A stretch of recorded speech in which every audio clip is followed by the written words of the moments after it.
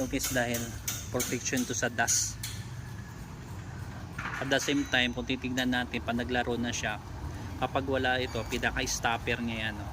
Mayroon siyang ilang inches na stopper yan, so hindi pwede sasagad yun siya. Pag wala ito, wala to guys, tong protection na ito, paglaro ng lubak, aabutin dito sa dulo dito, kaya madaling masiraan siya. Kaya importante itong shock cover natin, pinaka damper niya, para hindi masagad yung laro ng shock. Ibig sabihin, kung ilalagay natin dyan, may stopper siya. Yan. Pero dalawa ang purpose nito, shock damper at dust protection. So,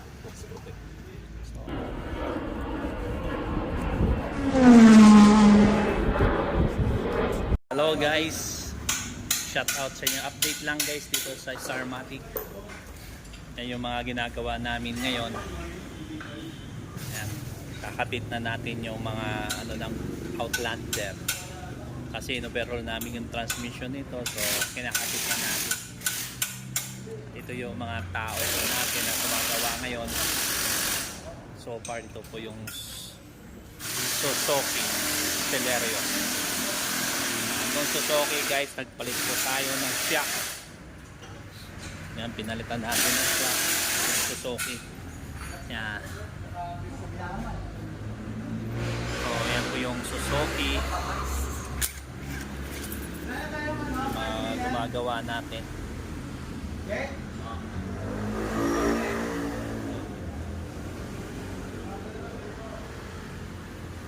So yan guys, ang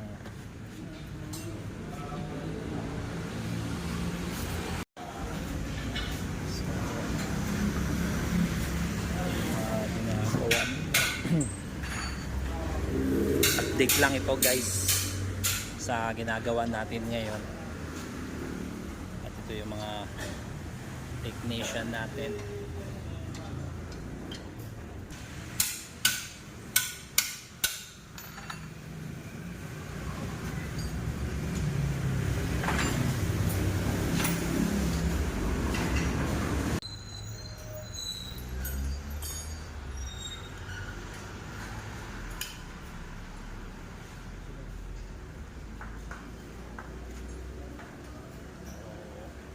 Gamit natin.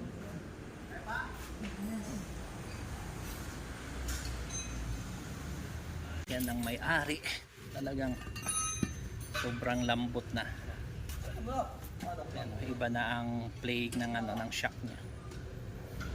Yan.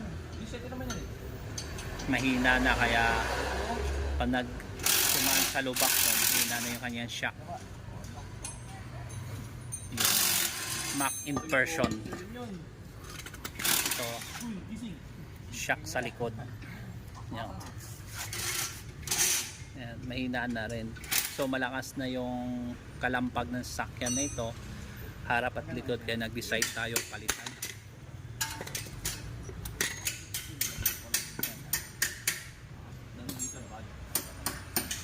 Yan. Oh, mahina na yung balik ng shock. So kaya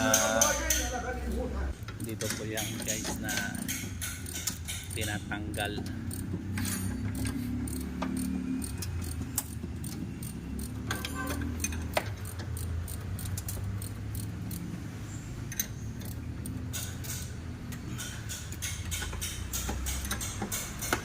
Sa Suzuki.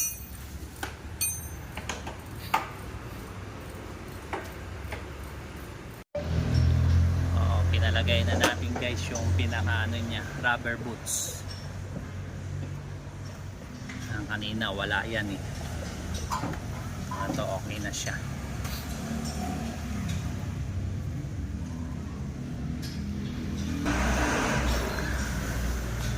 Nalagay na natin yung rubber boots.